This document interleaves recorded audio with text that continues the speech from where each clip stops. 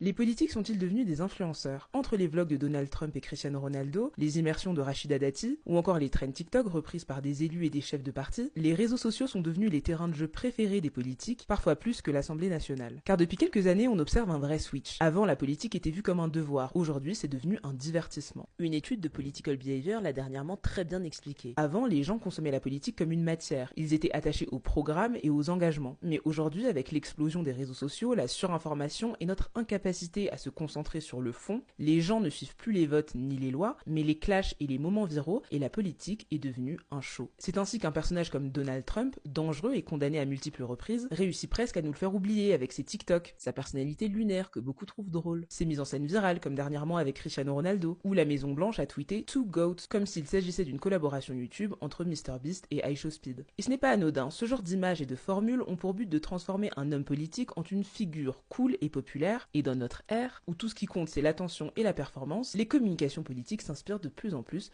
du marketing d'influence. Quand Rachida Dati poste des TikTok en immersion chez les éboueurs pour les inciter à voter pour elle à la mairie de Paris, c'est du marketing d'influence qu'on appelle la relatability. Montrer sur les réseaux qu'on est comme tout le monde, proche du peuple pour créer un lien d'attachement et générer plus d'engagement. Ou encore Gabriel Attal et son community manager qui maîtrisent à merveille les codes de l'influence. Des trends TikTok régulières, des POV humoristiques en utilisant des vidéos de Kylian Mbappé, des réponses aux commentaires écrits dans un langage très jeune, très drôle et bourré de refs. Ou encore des réactions à Secret Story et à la Star Academy pour dénoncer le racisme subi par certaines candidates. Bref, il paraît très drôle et très sympa. On en oublierait presque qu'il y a quelques mois, il a proposé une loi particulièrement dure contre l'entrisme musulman, pour une nouvelle interdiction du port du voile, et que déjà en 2018, il qualifiait les jeunes qui faisaient des grèves dans les universités d'attitudes bobo et égoïstes. Et comme dernier exemple, évidemment, Jordan Bardella, qui est devenu une véritable star chez les jeunes. Marine qui marchait auprès de toi avec ton regard d'aigle. Il a carrément une fanbase féminine que certains appellent les Bardellis, comme les Swifties de Taylor Swift, des fils interminables à ses séances de dédicaces, des fanpages, des edits à gogo, car les jeunes le voient aujourd'hui comme un influenceur plutôt que comme un homme politique. Et c'est ça le gros danger de ce que j'appelle aujourd'hui la politique influence. Car désormais, les hommes politiques ne sont plus jugés sur leur capacité à diriger, à faire voter des lois, à agir politiquement. Ce qui intéresse maintenant, c'est leur capital sympathie sur les réseaux et leur taux d'engagement.